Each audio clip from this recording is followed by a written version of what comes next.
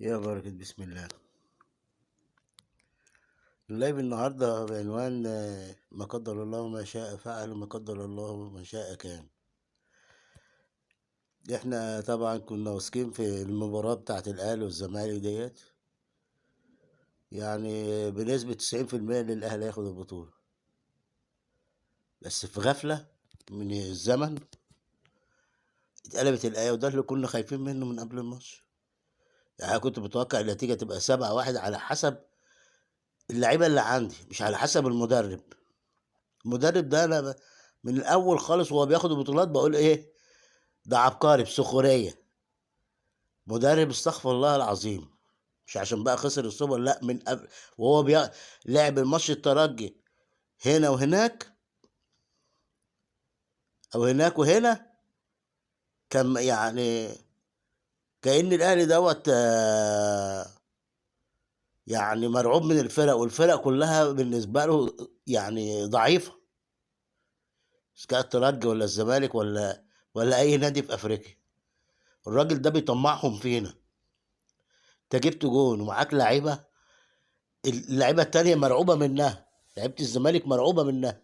عملت ايه يا معلم؟ رحت جايب الجون، رحت سايب لهم الايه الاستحواذ. ايه، ما انا كسبت كده اهوت الترجي، وكسبت مازيمبي، وكسبت مش عارف ايه، وكسبت ايه، وماشيه معايا بالطريقه دي. مش كل مره بتسلم الجر وتلعب على المرتدات. وقايلين احنا امام عاشور بقاله 4 5 متوشه بيشحت كوره. انا معرفش بقى في ايه، في ايه امام عاشور. خلاص اللي احنا يعني وبرضه بتمسك ويتلعبوا للدقيقة 60 ولا 70، وبتنزل قفشة تكون الدنيا خربت. والمهم برضه في الجون بقى، اللي نتكلم عن الجون اللي جه.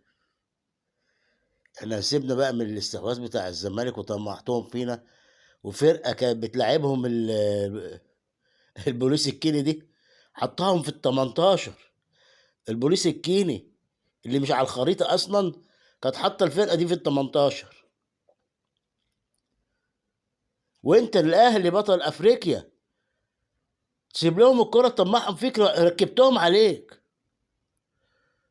ركبتهم عليك. جمهور الزمالك اللي قاعد في الاستاد كان فرحان اللي هو مغلوب 1-0 بس. شوف النتيجة والدقيقة 70 وهم بيغيروا اللعيبة، جابوا الكاميرا. قلت يا حول الله، فرقة فرحانة اللي مغلوبين 1-0 بس، ما بالك بقى لما تعادلوا وكسبوا ضربات الجزاء. حاجة يعني ما تصدقش، حاجة ما تصدقش. كانت ليلة ما يعلم بيها الا ربنا. انا النهارده لحد شوف الماتش من يوم الجمعة، زي برضو السوبر اللي فات اللي كان مع اتحاد العاصمة ده، كان في جيبنا، الماتش في جيبنا. ضربات جزاء ما اتحسبوش، وجول لكهربا اتلغى. ما اعرفش ايه في حكاية السوبر. احنا جايبين السوبر من ساعة لما جبناه من الرجاء في الدقيقة 90 بجون طاهر، واحنا ما كسبناش السوبر من ساعتها. مش عارف ايه القصة دي. وكله طالع بيلوم على الشحات وبيلوم على بيرسي تاو. ده واحد مهاجم وده مهاجم، بتخليهم يردوا لنص الملعب طول الماتش، والاداره مع عمرها ما بتفتح بقها معاه. اه، ما هو بيجيب البطولات على كده. طب خدوا بقى، يعني ما تعرفوش انتوا الجمهور حصل لهم ايه بسبب تصرفاتكم؟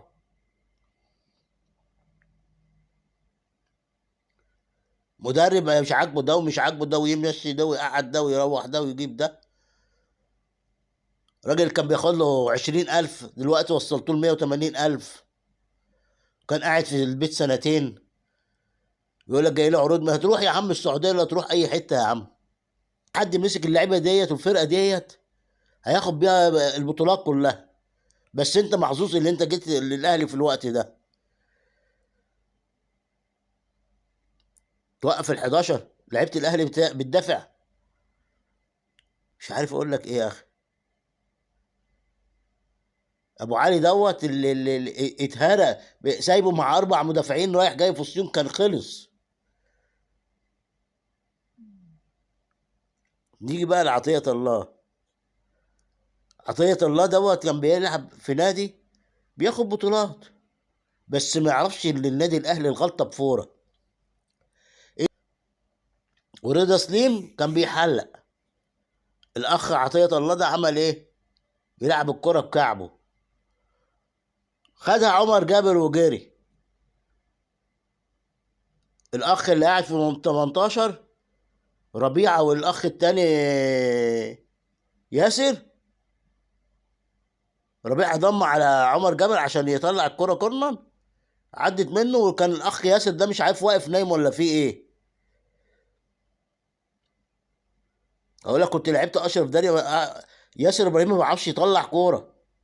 هو رزقه ورزق اهله، اللي هو كانوا الزمالك هيمشوه، وهوب راح ايه خاطف الكوره، ويرجع يقوم ايه شاور على رقبته يقول لك انا ذبحتكم. قول بقى اللي يصعب عليك يفقرك ازاي بقى.